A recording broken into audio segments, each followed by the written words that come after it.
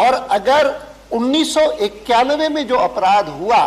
उसके बारे में आज तक भी अपराधी को दंडित नहीं किया गया तो उसके लिए चिंता स्वाभाविक है। लेकिन 1984 में जो अपराध हुए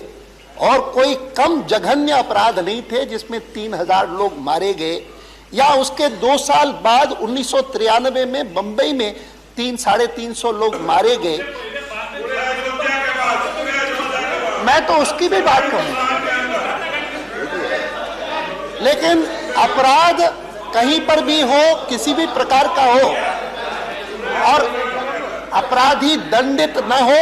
उसके कारण कानून और व्यवस्था पर जो प्रतिकूल प्रभाव पड़ता है उसके बारे में सदन चिंता प्रकट करे तो समझ में आता है। अन्यथा जो बात आज कही गई, श्री चिदंबरम जी का वक्तव्य सुनने के बाद या तो उस पर चर्चा हो जाए कि उन्होंने जो कार्यवाही की है वो पर्याप्त है कि नहीं है। कम से कम जो मोटी तौर पर मैं सुन सका हूं उससे लगता है कि सरकार उस दिशा में भी बढ़ रही है। लेकिन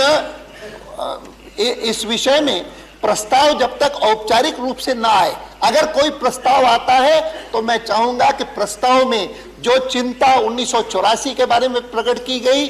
बंबई के बम विस्फोट के बारे में प्रकट की गई, या मेरे सहयोगी कोई उत्तर प्रदेश की अयोध्या के बारे में भी प्रकट करना चाहते, मुझे उसमें कोई आपत्ति नहीं। लेकिन मैं इस बात से बिल्कुल सहमत हूं कि इस प्रकार के जघन्य अपराध कहीं पर भी होते हैं, उनको अगर दंडित न किया गया अपराधी को तो उसके कारण देश के